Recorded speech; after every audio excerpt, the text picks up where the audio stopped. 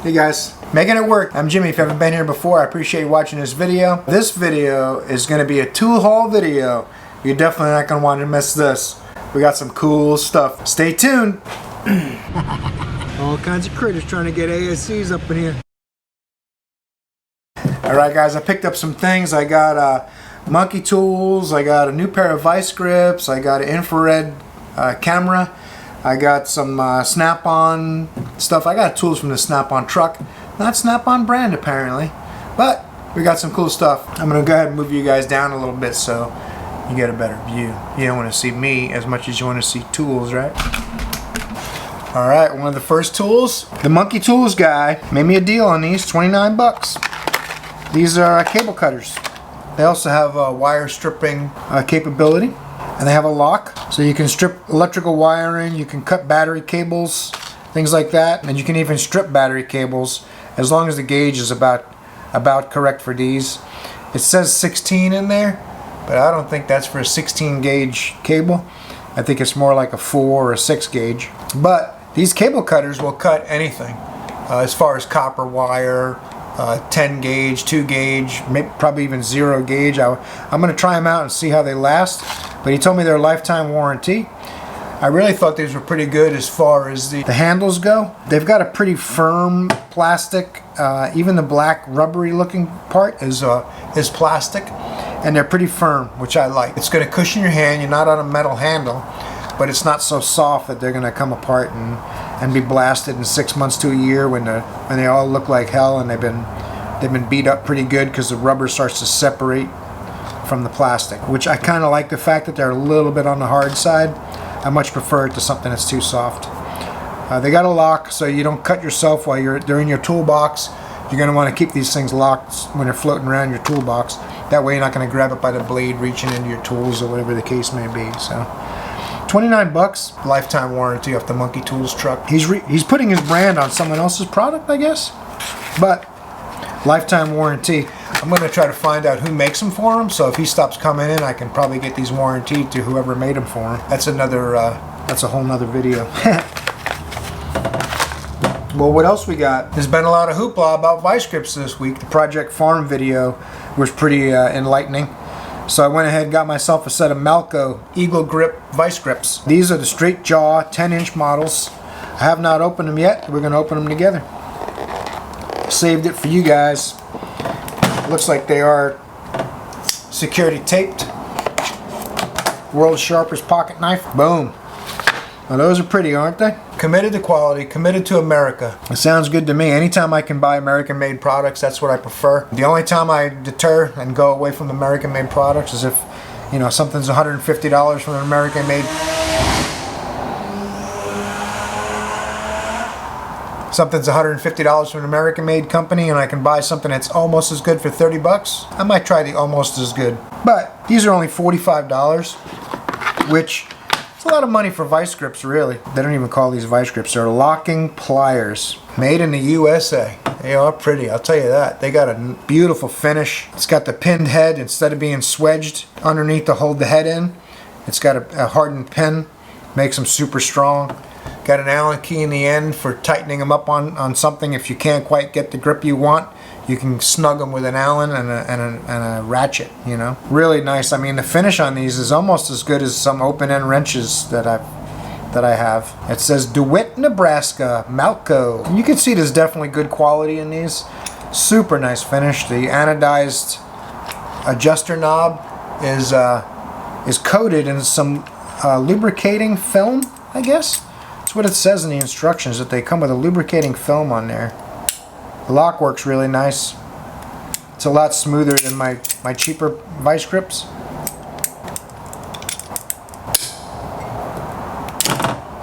Yeah, they're nice. They're definitely nice. Little pricey, you know. If someone who's on a budget, if you haven't been doing this that long, then you probably don't really need these right off the bat. You buy yourself some nice Irwins or something similar to that. They cost about $13. You can buy 3 or 4 pairs of those before you get to what these cost. But I wanted to get them because the Project Farm guy showed how nice they were. You know, Snap-on sells them with their brand on it. CP, the tool addict, had them in a video recently, and I was like, man, those things definitely do look nicer, like they're gonna last the rest of my life. So I said, you know what, I'm gonna spend the $45 and get myself a set and compare them. I'll make a video with all my vice grips in them. I've got probably 6 different brands of vice grips in my collection.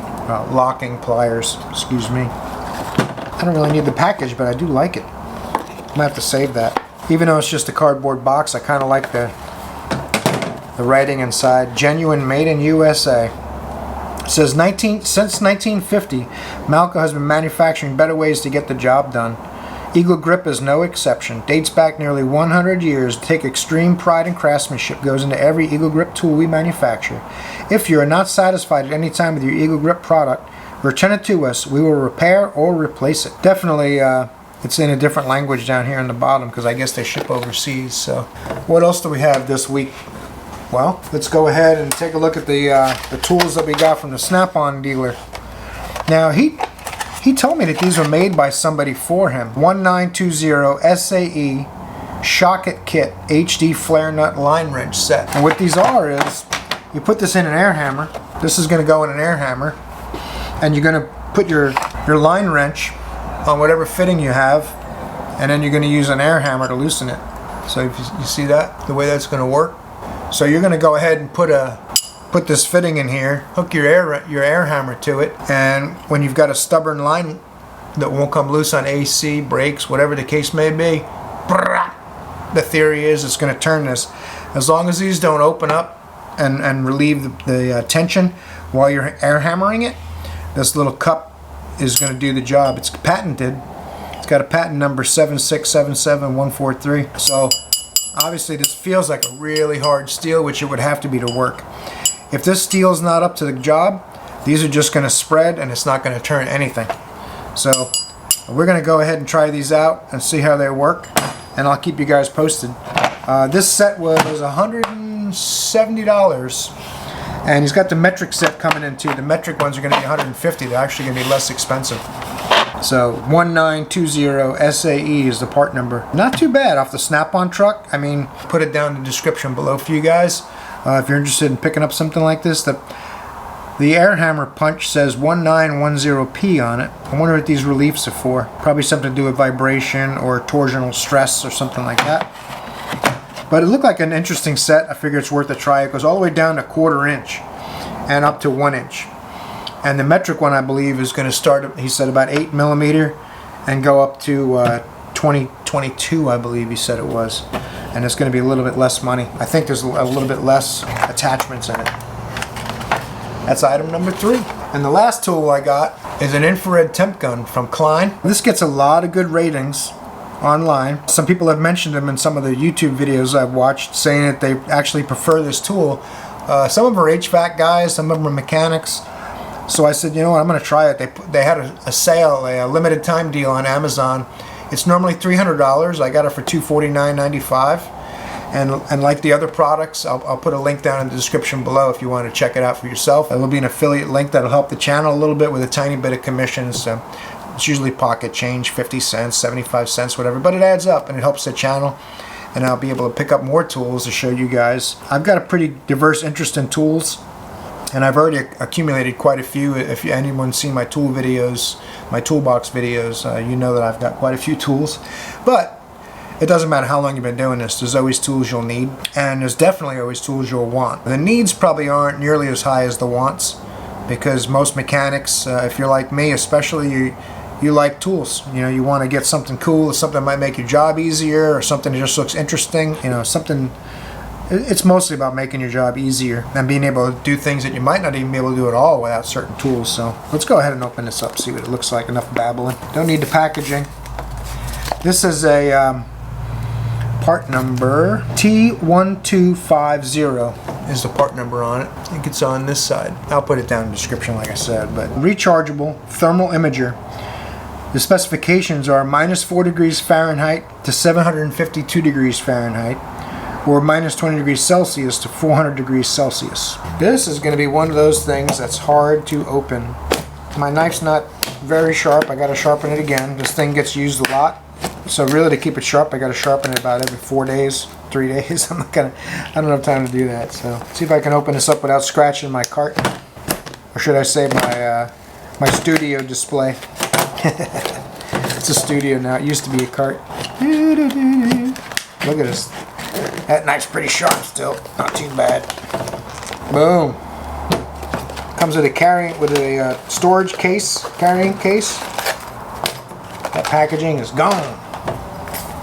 What's in the carrying case? Anything interesting? Instructions maybe? Alright, we got a charge cord in there. Looks like a pretty decent length charge cord. It's got the same charge, same ends on the cable there as I have on my launch scan tools, so that'll help. Well, that's pretty long too. I think I'll default to this. Got instructions. No real man needs instructions. Well, until he gets stuck. That's when you need them. I'm gonna go through these and figure some things out that it does, and I'll make a separate video on this tool, showing it in use and how it performs for me. Screen protector. I don't know if I should leave that on. I think I'll leave that on a little ways. Nah, I've already kind of boogered it up now. It's not too bad. It has a, and it looks like some of this would fold out or something like that, but I guess not. It's just decorative, the way the back of this is. TI-250 thermal imager. TI-250. Let's see here. Push the power button, see what happens. I don't know if, oh, it is charged enough. Thermal imager, Klein Tools. It's doing something. Boom. There's my hand behind it. You guys can see that? There it is. Boom. You're number one. Ha! I don't mean that against you guys. Looks pretty cool. It's a small display screen. Definitely seems like it works. So that's the number one thing. There's my knife. The knife isn't much difference in temperature than the table, so it's not showing up too well. But if I put my finger on it, my finger's on the knife blade there, you can see the knife. The knife's a little warmer here than it is on this leading edge. We'll go ahead and see if it picks up my thumbs up. There you go, guys. Thumbs up. Looks pretty cool. Gets a lot of good feedback online. Let me go ahead and put you guys back up where I can see you. Alright guys, I think that's it's a pretty cool tool. It's looking at me right now. So you can see how it's going to show every little thing in the display. All the different temperatures. Let's turn this back off. I got to put it on charge. It's charged pretty good, about 75-85% it looks like. I think it'll be pretty good. This is the kind of tool. I had a snap-on infrared gun. I paid $1,400 or so for it on sale, and I ended up selling it. It was sitting in my box quite a bit, and I paid so much money for it. Someone offered me $900 for it, so I went ahead and sold it. Lost $500, but the way I looked at it at the time was I got $900 back. And I bought this one for $250, just so that, and since it has such a good reputation, for $250 I felt like I couldn't go wrong, and I'd have the option. That thing is really good for checking relays that might be running a shorted blower motor, or if a blower motor connector has a bad connection, it's going to overheat the relay and show you that the relay is working real hard.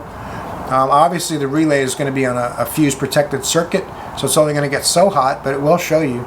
If you have a current draw, something that's draining the battery, you'll be able to see one relay is hotter than the other relays, or one fuse might be a little hotter than the other fuses.